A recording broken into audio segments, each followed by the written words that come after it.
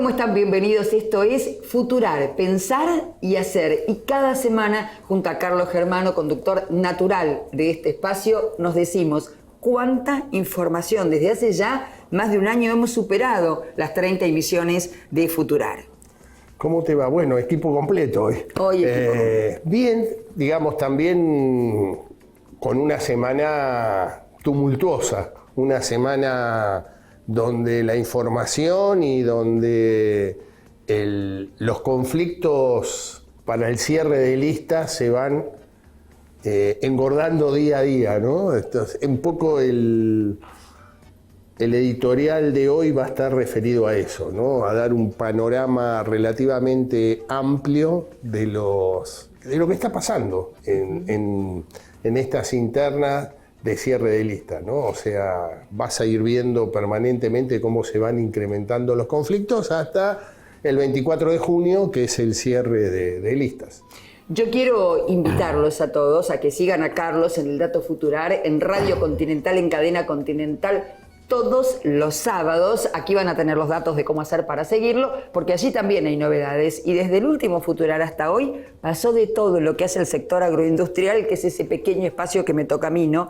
El enojo manifiesto de los dirigentes agropecuarios, de muchos productores, con algunas expresiones en una entrevista que ofreció la vicepresidenta de la Nación, Cristina Fernández, con relación a la generación de empleo por parte del campo. También un reclamo manifiesto de lo que es el Consejo Agroindustrial Argentino, conformado por más de 50 organizaciones del agro, señalando esto que usted, Carlos, viene puntualizando de largo aquí en este espacio, que es: no nos cuenten lo que sería bueno que suceda. No queremos que la bomba detone, dicen. Cuéntenos literalmente qué van a hacer y cómo lo van a hacer. Ya por escrito, ¿no? Desde el Consejo Agroindustrial, esto lo exportamos, esto cayó en divisas, esto cayó en volumen, ¿cómo lo remontamos? Y como si esto fuera poco, agregar desde la Fundación FADA, que es un referente para el sector agropecuario con relación al tema de la inflación, ¿qué responsabilidad tiene el producto primario del que habló la vicepresidenta en los precios finales en góndola? Sí, y te digo más, en varios lugares que uno transita, están hablando nuevamente de un dólar soja 4.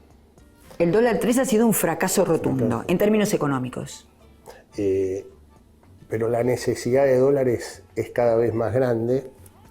Se van achicando los tiempos para el 13 de agosto, que es las PASO, y están tratando de ver de maneras diferentes de qué forma pueden engrosar dólares en el Banco Central. Y a su vez hay que seguir de cerca las negociaciones con el Fondo Monetario Internacional. Fundamentalmente, si puede haber ingreso de dólares genuinos para que Argentina salga de este déficit muy fuerte que está teniendo en materia de divisas. En lo personal, esto lo viví muchísimas veces en la historia argentina. Y normalmente es muy difícil que el fondo abra abiertamente la billetera, por más que en la época del gobierno de Mauricio Macri así pasó, para saldar algún tipo de situación o equilibrio. Siempre es el mismo discurso, que a Estados Unidos le conviene porque si no, China ingresa con más fuerza a Latinoamérica, pero en general la cosa nunca termina bien. Y los platos rotos lo pagamos nosotros.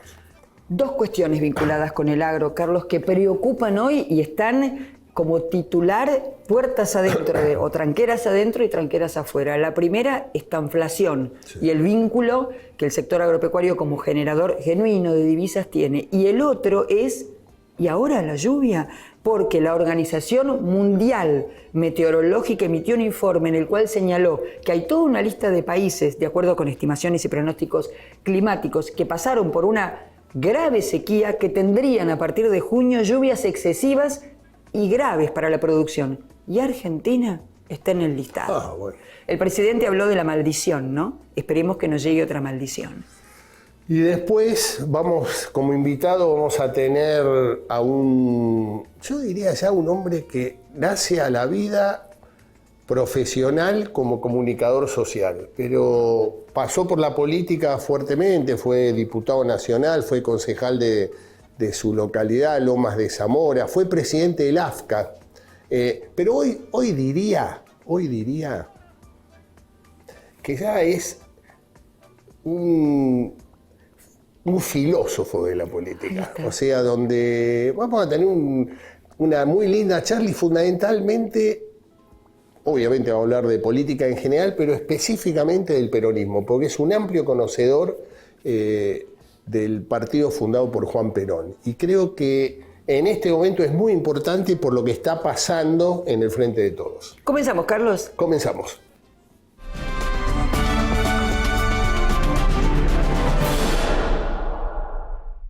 Bueno, habíamos dicho que fue una semana la que transcurrió movida desde el punto de vista política.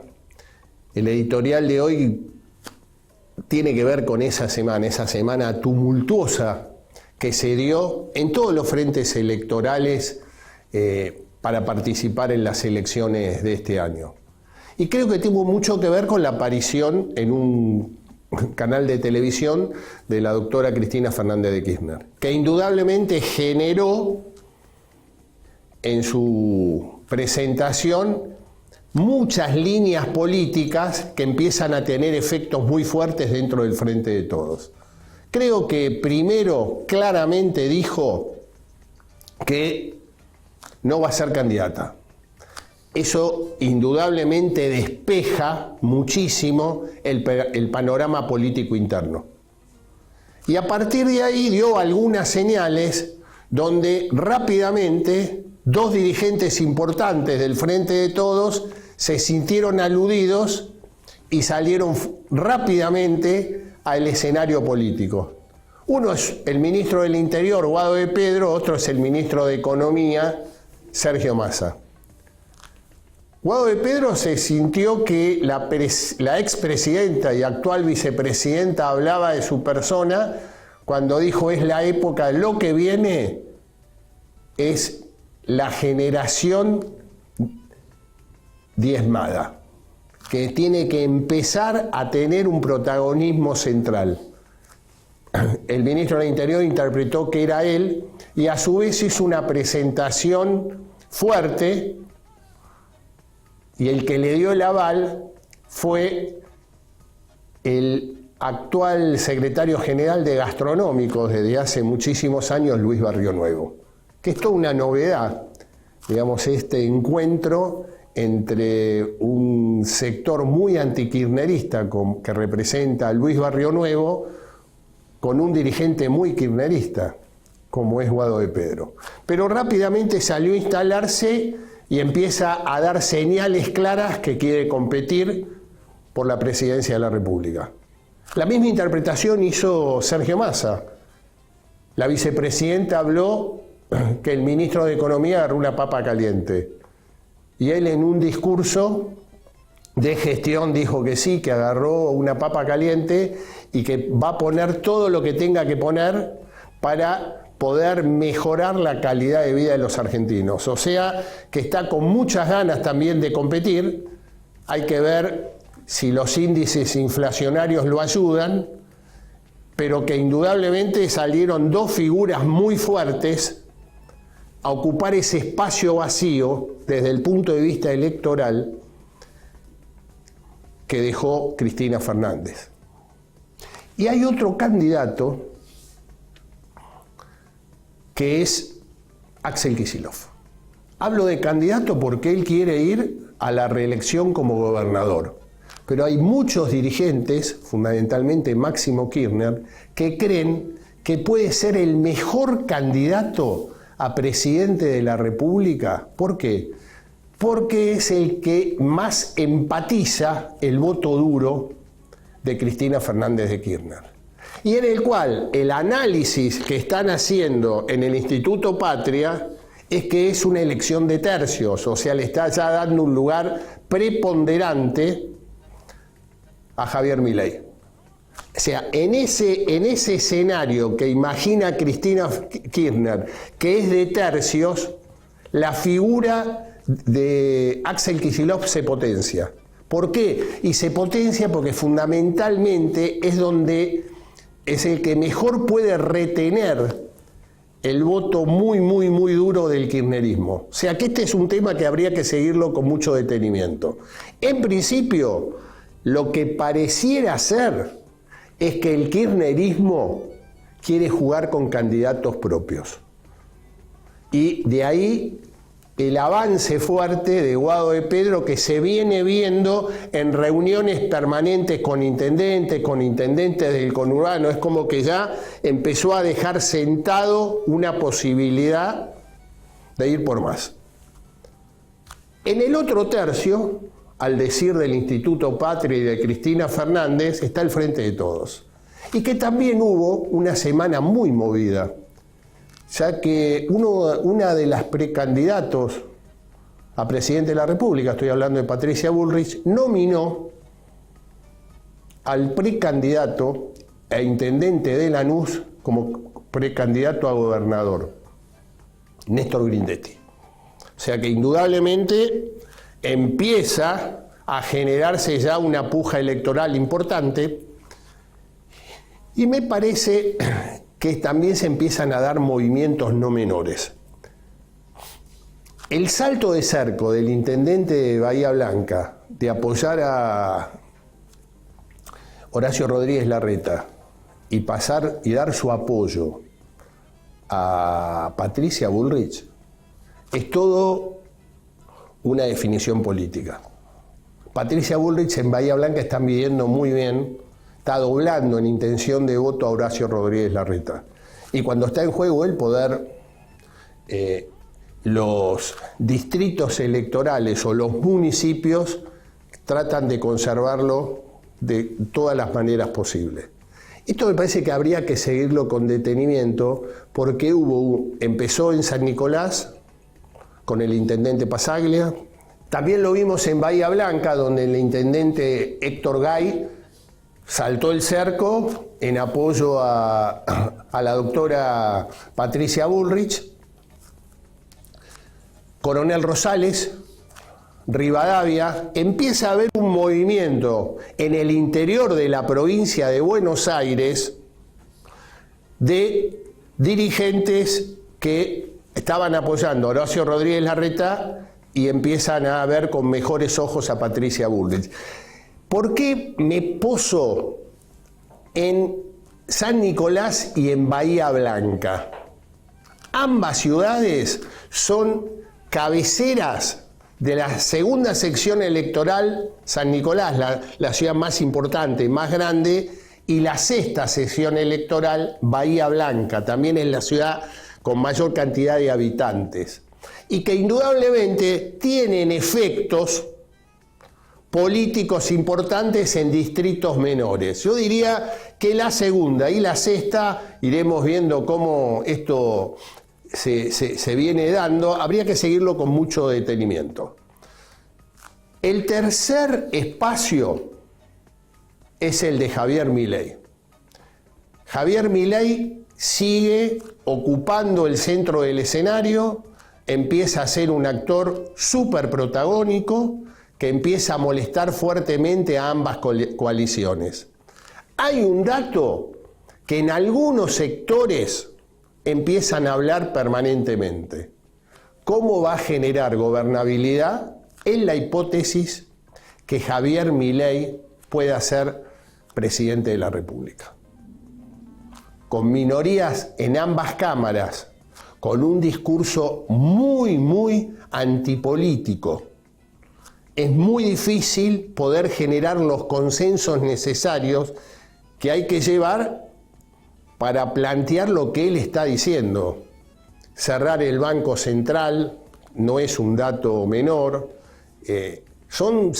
y otras medidas o propuestas que presentó esta semana, algunas de ellas donde ya la sociedad las había saldado. Pero él vuelve a insistir con algunos temas que me parece que tienen que ver ya con un anacronismo de lo que está planteando él. Pero bueno, este es un tema, un signo de interrogación, es cómo Milei, que hoy está terciando bien en la disputa preelectoral, puede generar gobernabilidad para poder llevar adelante su plan de gobierno. Como vemos, esto recién empieza, está, digamos, empezando a clarificarse quiénes van a ser los futuros candidatos. El 13 de agosto se define, hay que ver muy bien el 24 de junio, que es el cierre de listas, si va a haber paso sí o no en el Frente de Todos. Hoy les diría que está con mayores posibilidades de que haya internas abiertas y simultáneas en el Frente de Todos. Creo que se van achicando los márgenes para solamente el dedo de Cristina Fernández nominar quién va a ser el candidato. La percepción que uno empieza a tener es que la posibilidad de una interna abierta y simultánea puede dar en el Frente de Todos. Ahí habría que ver la figura de Daniel Scioli. Pero como vemos se agranda fuertemente la lista de candidatos. Lo que no se achica, lamentablemente, son las necesidades y preocupaciones de los ciudadanos. Que hay dos temas centrales, fundamentalmente en todo el área metropolitana, que están jugando muy fuerte, que es el costo de vida o inflación y la inseguridad. Dos temáticas o dos problemáticas que la sociedad siente que cada vez están más lejos de poder solucionarla.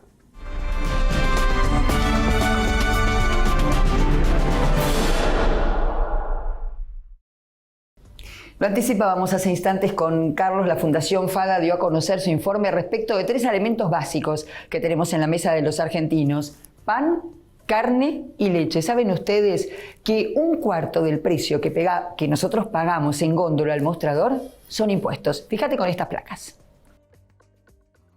Reiteramos que son 3 alimentos básicos en la mesa de los argentinos. 1 de cada 4 pesos que pagamos son impuestos, y de esos impuestos, 3 de cada 4 son impuestos nacionales. Comenzamos con la primera placa, que es la de la carne. En la carne vacuna, el 27% del precio final que pagás, por ejemplo, por 1 kilo de asado, por 1 kilo de lomo, por 1 kilo de carnaza, es impuestos de la cadena. Por otra parte, hay que decir que la cría representa del precio total el 20%, el feedlot representa el 32%, el frigorífico el 8%, la carnicería el 13% y los impuestos el 27%.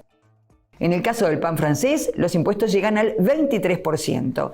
Desde el campo hasta que llega a nuestra mesa transformado el pan, el precio del trigo se multiplica por 7. Es decir, que del total que paga el consumidor por cada kilogramo de pan francés, el trigo representa solamente el 13%. Atención con este dato. No hay trigo, se incrementa el precio de la bolsa de harina, por eso aumenta el pan. No.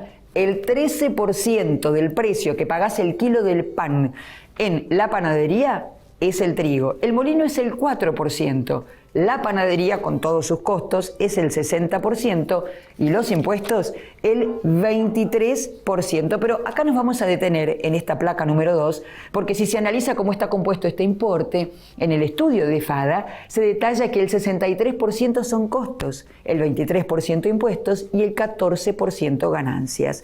Que un eslabón tenga más participación en la composición del precio no significa que sea el eslabón que más gana, en este caso la panadería, sino que está relacionado con los procesos, las escalas, las ganancias y los costos que tiene ese eslabón. Pasamos a la tercera placa, el trigo. Según FADA, los granos representan una pequeña parte del precio final de los alimentos. Y aquí tenemos el desglose del trigo, 13% del precio del pan. Esto nos permite entender que es un mito decir que los alimentos suben porque suben los granos, porque la porción de precio que explican, en el caso del maíz, transformado en carne vacuna, en carne porcina o en carne aviar, o el trigo, es muy chico en comparación a los aumentos que estamos viendo en las góndolas. Y la última de las placas es la leche, y se toma como referencia la leche entera en sachet. Tiene una mochila impositiva del 25% de lo que pagan los consumidores.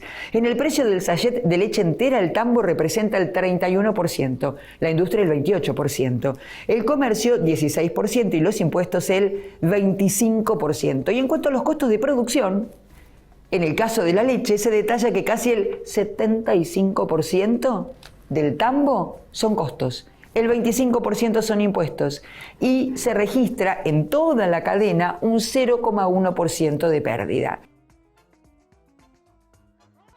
Nos quedamos con el sachet de leche entera. Pensamos que el IVA es el 21%, ¿verdad? Es lo que pagamos por un alimento cuando lo consumimos. Sin embargo, de acuerdo con el estudio de FADA, lo que representa en términos del valor del litro de leche cuando vos vas a comprarlo al almacén o al supermercado, en realidad el 69% responde al IVA, para tenerlo en cuenta. Pero tenemos también que tener en cuenta que ya está en nuestros estudios nuestro invitado. Te voy a contar muy brevemente una apretadísima síntesis de su currículum. Santiago Aragón es periodista, magíster por la Universidad Austral, director de la Maestría en Comunicación de la Universidad Nacional de Lomas de Zamora, docente de grado y posgrado en la Universidad de Lomas de Zamora y en la Universidad Nacional de La Matanza, además de la Universidad Austral.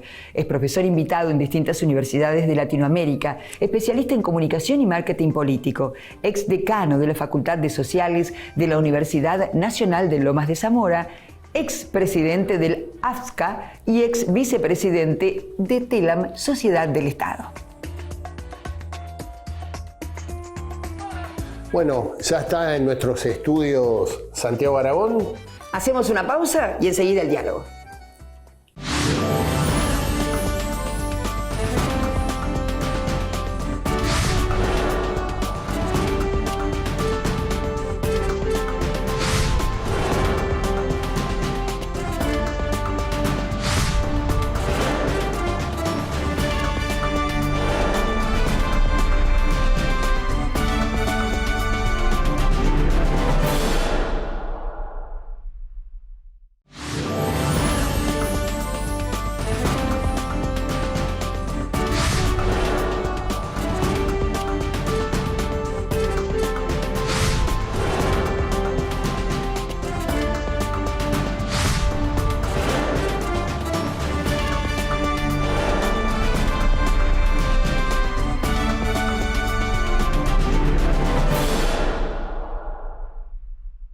Bueno, ya estamos con Santiago Aragón. Santi, gracias por estar acá. Gracias por la invitación, Carlos.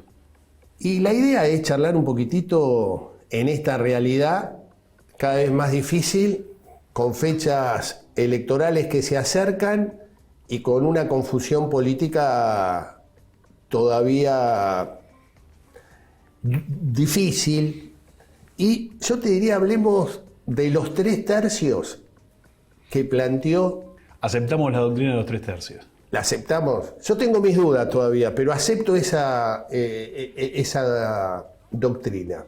Y empezamos por Milei. ¿Te parece? Bien. ¿Cómo lo ves? A ver, yo veo en Milei quizás el más endeble de los armados, por varias cuestiones que te las puedo resumir en 3. En principio, una dificultad propia del candidato a medida que se acerque el proceso electoral y haya que tomar definiciones y la exposición pública sea más grande, las costuras se van a ver en primer plano, digamos. No digo un candidato atado con alfileres, no quiero ser irrespetuoso, pero sí creo que para llegar al nivel de la primera magistratura vos tenés que tener una opinión formada sobre muchos más temas que tu propia especialidad, y a medida que él va ampliando el abanico de temas, se lo ve más flojo, más endeble. Me parece que esa es una primera cuestión.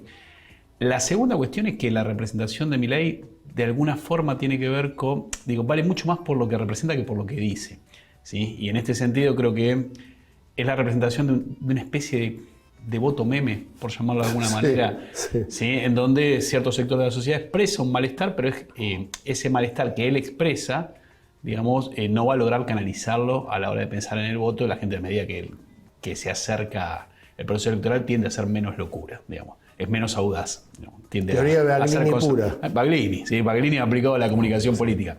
Y la tercera, y si querés más de la política real, que más allá de que ciertos sectores del peronismo interactúen con Milei en los territorios, esos votos va a haber que cuidarlos, esa fiscalización va a haber que hacerla, y el territorio nacional es lo suficientemente ancho como para que sea muy dificultoso sostener una intención de voto de 20% en cada rincón de la Argentina. Me parece que sobre esas 3 variables, quizás el fenómeno Milei nosotros lo veamos oscilando entre el 17, 18, 19%, pero coincido con vos en que me cuesta verlo como un tercio, por lo menos aritméticamente como un tercio, aunque claramente va a representar un fenómeno que post elecciones creo que lo vamos a tener que analizar, sobre todo porque de alguna manera, más allá de que hay un fenómeno universal en este sentido, es llamativo que el malestar social se canalice por derecha y no por izquierda. Sí. Y aparte me parece que está tratando de incorporar temáticas que ya fueron saldadas por la sociedad, Exacto. ¿no? O sea, me parece hasta hay momentos que yo coincido con vos, que cuando empezó a ampliar, saliendo de lo estrictamente económico y de la casta ladrona, que son, digamos, los dos ejes, dolarización, cierre del Banco Central y casta. Hasta ahí, con eso entra en todo, Con eso en todas entró, las cocinas, digamos. Y yo creo que el problema que se está viendo es el que planteas, ¿no? En la medida que abrió, creo que su discurso es anacrónico. Sí, o sea, porque además, obligado a tomar partido sobre casi todos los temas, las posturas que tienen son de una derecha casi caricaturesca, que está, Sí. como bien decís vos, vencida en el mundo. Quiero decir, la bandera del negacionismo en casi todos los planos, desde medio ambiente a derechos humanos. Es una cuestión que te aleja del mismo sector social sobre el que vos estás hoy sostenido, que es el sub-30. Digamos, que si bien de alguna manera pide revisar, digo, proyectarse para adelante, dejar de discutir los 7 años de la dictadura cívico-militar, etcétera, también, digamos, es la misma generación que ha festejado los 24 de marzo, quiero decir que ha celebrado, que conoce de qué se trata, que lo ha trabajado en la escuela, con lo cual insisto que el negacionismo, y sobre todo la cuestión medioambiental, me parece que la cuestión medioambiental también es un tema... Es un tema, en la juventud es claro, central. me parece que es el tema central. Y el otro tema, te diría, es el tema del aborto. Además, bueno, la cuestión que es colindante con la cuestión de género, digo, lo que empezó siendo el pañuelo verde en nombre de la despenalización del aborto terminó siendo la simbología de una representación de un movimiento feminista que trascendió la sanción de la ley y que de alguna manera no está contenido, insisto, en la agenda Milei, en un escenario en que la agenda política es la agenda social. O sea, la agenda social ha ganado el escenario político. Entonces, si él, como decís, en 2 de 3 temas que son trascendentes, como tiene que ver con la idea de los derechos humanos y la cuestión medioambiental, más género, si le agregamos, él no puede hacerse cargo de esa agenda social en nombre y transformarla en agenda política, le queda el nicho del malestar económico transformado en malestar social. Sí. Y además pues tampoco tiene, creo, y ahí si querés nos metemos en el segundo tercio, una doctrina tan clara respecto del tema seguridad. Digamos, tenés otros candidatos en el escenario que se hacen mucho más cargo del tema seguridad, algunas, en el caso de Patricia Bullrich, con una expertise en el tema, que tiene una política mucho más clara y hasta un sector del Frente de Todos, si querés. Digo, encarnado, bueno, hoy ya no, pero por Sergio Berni, digo, de los 3, paradójicamente, siendo el candidato más de derecha, es el que tiene una política menos clara respecto del tema seguridad. Sí, yo creo que es así, y ya en el otro tercio, que es Juntos por el Cambio, que indudablemente esta semana pasaron cosas. O sea, la semana última, la nominación de Grindetti en Provincia de Buenos Aires como precandidato a gobernador del espacio de Patricia Bullrich generó un movimiento muy fuerte, y me parece también como que en esto que veníamos hablando de Milei quedaron muy divididas los discursos. Un discurso, te diría, más de centro o de Avenida del Medio de Horacio Rodríguez Larreta, y un discurso más duro, acompañando por ahí los signos de los tiempos, de Patricia Bullrich. Sí, y creo que ahí, bueno, Larreta enfrenta una paradoja, que es que lo que le puede permitir ganar la elección general es lo que le puede hacer perder las PASO. Es decir, cierto desplazamiento hacia el centro en su discurso, las características propias del armado, con el sector radical, si querés, más cívico o más institucionalista, una agenda que de alguna manera pide cerrar la grieta, sin saber muy bien nosotros si eso es efectivamente lo que uno puede percibir a nivel social. Yo creo que no.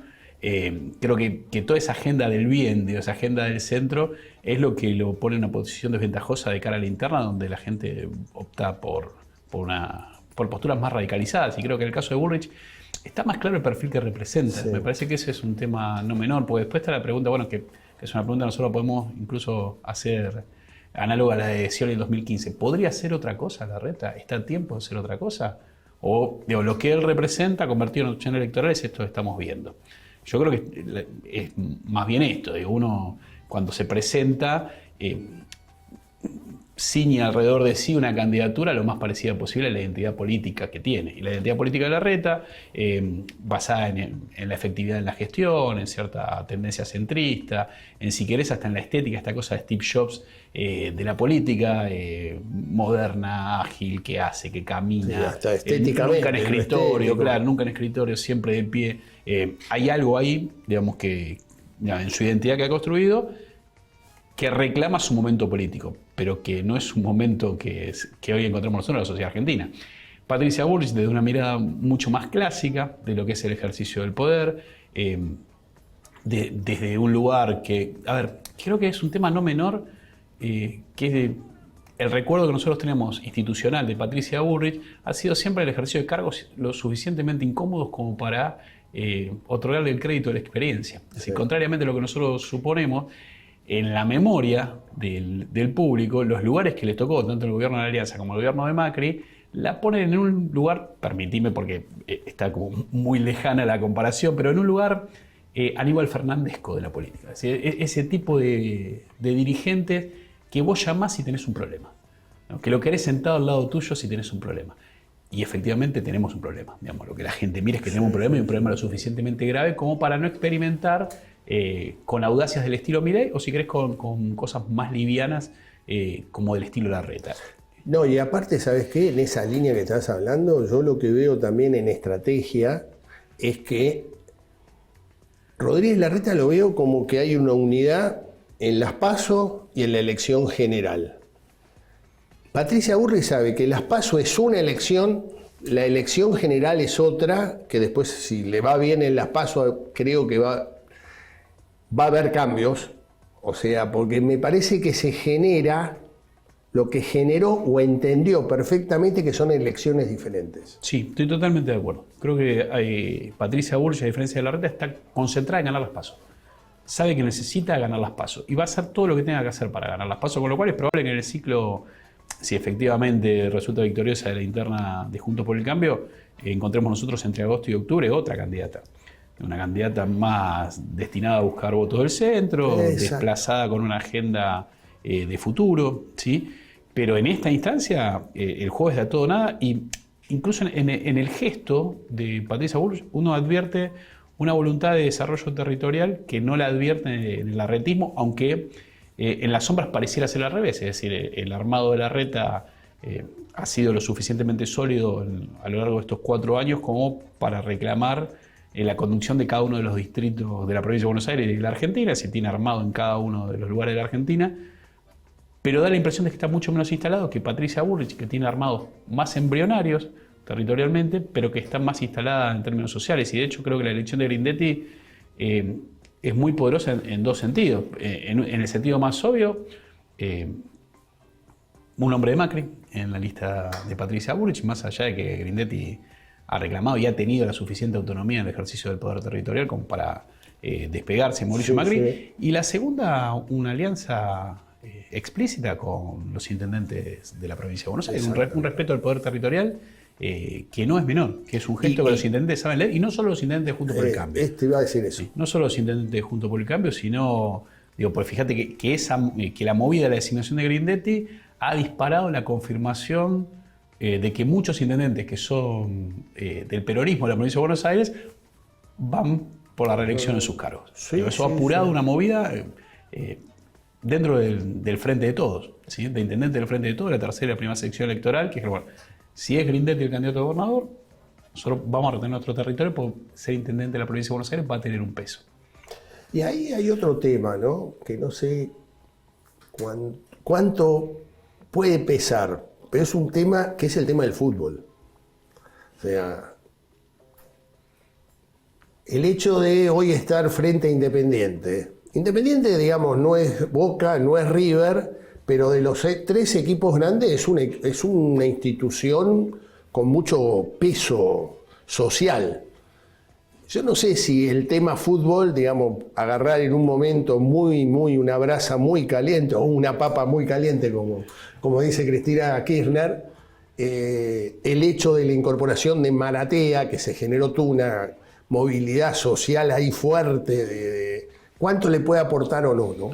Bueno, ahí viste que lo azaroso que el fútbol tiene, pegan el palo y entra o pegan el palo y sale y la conclusión cambia, pero sí creo que ahí en la figura de Grindetti, la construcción de un tipo que se hizo cargo, digamos, que asumió en un momento complicado, que de alguna manera alivianó la carga de crisis que el club estaba teniendo, y me parece que sigue coqueteando en esta cosa bivalente de soy el candidato a gobernador, pero no quiero dejar Independiente, porque de alguna manera creo que en la lectura que vos hacés hay algo que él supone que puede sedimentar de su gestión independiente hacia su candidatura a gobernador. Me parece que hay una mirada sobre un hombre de gestión con cierto poder territorial, intendente, ahora en uso de licencia, pero intendente de un municipio muy representativo, no solo para la provincia de Buenos Aires, sino para el peronismo, como es Lanús. Pará un poquito ahí, paremos y seguimos después, terminamos Grindetti y vamos al último tercio. Al último tercio, que es el que más tiene para charlar. Exactamente.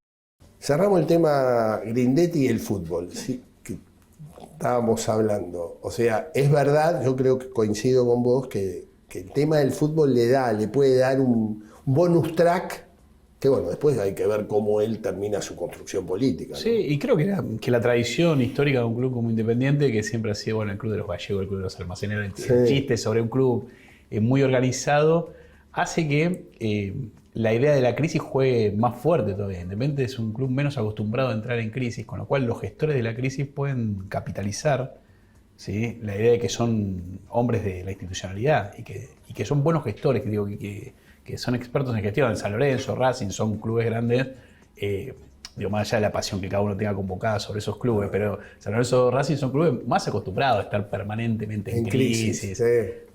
Ver Independiente en crisis es como muy ruidoso, y por eso todo lo que se despertó en torno a la reconstrucción de Independiente. Sí, y yo te diría ahí, y con esto cerramos el segundo tercio, es el tema Ritondo.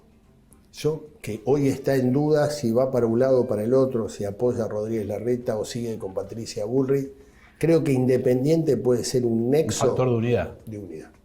Con Grindetti. Como parte de la negociación final. Exactamente. Yo ahí incluiría el fútbol, por eso creo que el fútbol, excelente, al menos en esa interna, está jugando fuertemente, ¿no? Y bueno, vamos al tercer tercio. Habló Cristina e inexorablemente generó efectos políticos. Sí. Habló de generación diezmada y habló que Sergio Massa agarró una papa caliente. ¿Cómo estás viendo el hecho de ese espacio que deja Cristina en no ser candidata?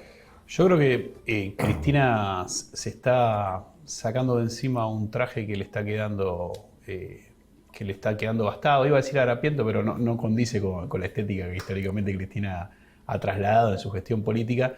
Pero creo que es un traje que ha quedado muy gastado. El traje de la vicepresidenta, de la mujer de gestión. Pensá que está ligada, Carlos, a los últimos 30 años de la vida política argentina, salvo en 4, estuvo sentada en algún lugar o firmando algo, o levantando la mano, presentando un proyecto de ley, o gobernando directamente. Y además deja consigo, si se saca encima ese traje, toda la discusión en torno a su figura, toda la discusión judicializada en torno a su figura. Eso queda con aquella Cristina. Digo, ¿a dónde voy? Creo que Cristina está reclamando un lugar en la historia. Sí, creo que está reclamando un lugar en la historia, y en ese sentido el acto de hoy me parece que está pensado en el lanzamiento de su propia revitalización de la figura política, ¿sí?, como armadora del peronismo que viene, que creo que va a tener un rol sobre todo porque la pista que nos dio es muy clara. A ver, la construcción de una minoría, ¿sí? De alrededor del 30%, pero genuina. Que es una definición esa. Absolutamente. Para que el peronismo acepte. Absolutamente. Y fíjate que siempre, a ver, creo que nosotros podemos encontrar un puente en los últimos 16 años. Cristina gana las elecciones del 2007 con la idea de que el peronismo, como nosotros lo conocimos, ya no existía, sino que íbamos a un bicolacionismo de izquierdas y derechas, ¿sí? Una coalición de centro-derecha y una coalición de centro-izquierda, de la cual el peronismo formaba parte. Yo creo que lo que está percibiendo y en la medida de su poder tratando de generar es a ese 30% como socio mayoritario de una coalición de centro-izquierda proyectada a futuro. Y los socios que va a elegir para el armado de esa estructura probablemente son los que ella considera que son los soldados más leales o más capaces o más cercanos, que son los que ella tituló como los de la generación diezmada, los hijos de la generación diezmada. Creo que el guiño hacia Guado de Pedro, hacia Kicillof, de alguna manera pone en el peronismo 40-50, ¿sí? La reconstrucción del movimiento de cara al futuro. Creo, honestamente, que Cristina va a hacer política hasta el último día, ¿sí? Y por sus características, digo, no la veo llevando a los nietos a la plaza. ¿Sí? Yo la veo haciendo política hasta el último día.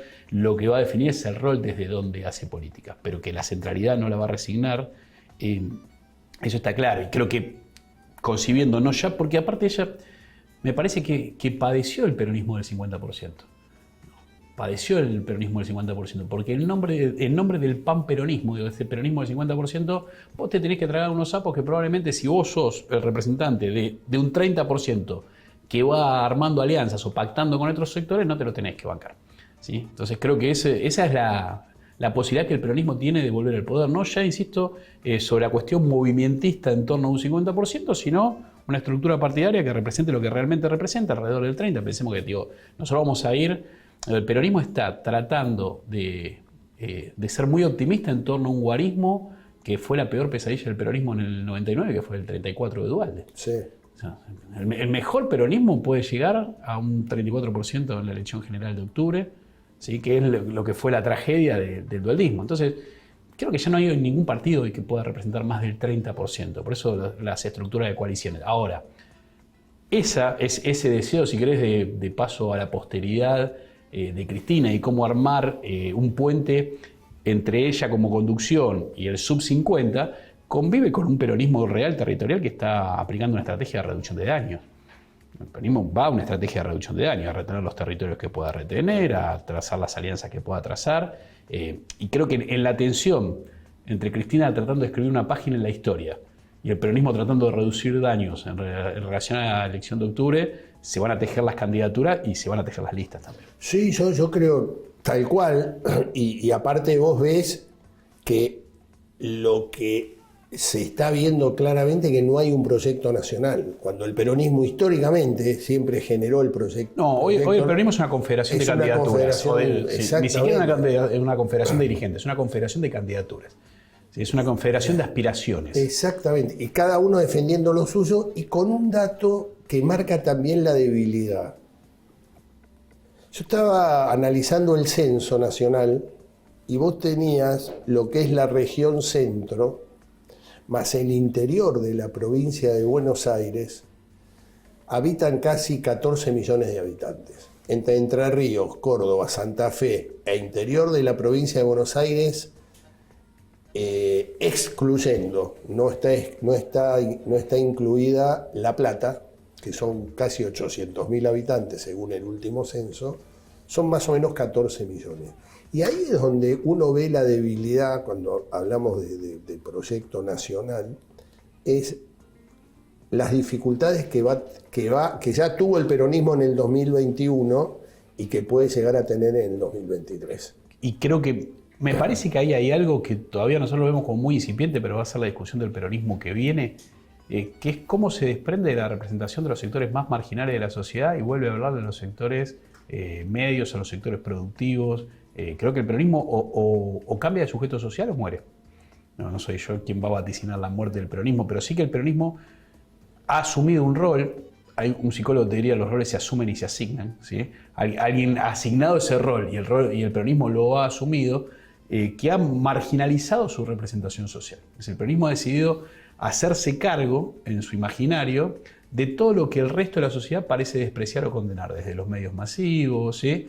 Que son los sectores más marginales de los grandes centros urbanos. Y de los sectores medios bajos, laburantes, también están, digamos, muy en contra. Exacto. Por eso el peronismo se ha lumpenizado en su idea de representación social. Y creo que esa percepción que se hacía en nombre de una praxis electoral que finalmente no fue, porque el resultado de esa marginalidad, ¿sí? Esa marginalidad se expresa en términos electorales como una diáspora.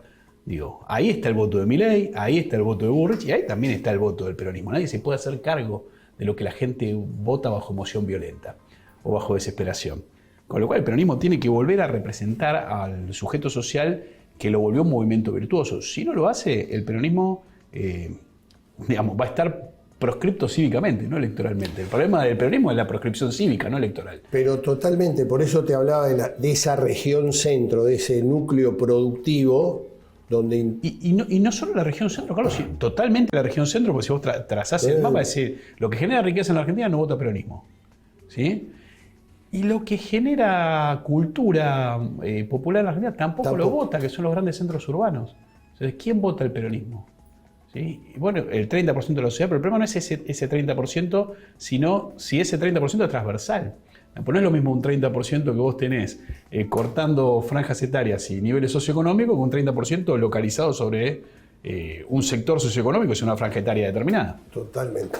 Se nos acabó el tiempo, Santi. La verdad que me quedé con ganas de seguir charlando. Así que te voy previo a las elecciones, te voy a volver a invitar. Entre el cierre de lista y las paso. Dale, te agradezco mucho y por haber estado.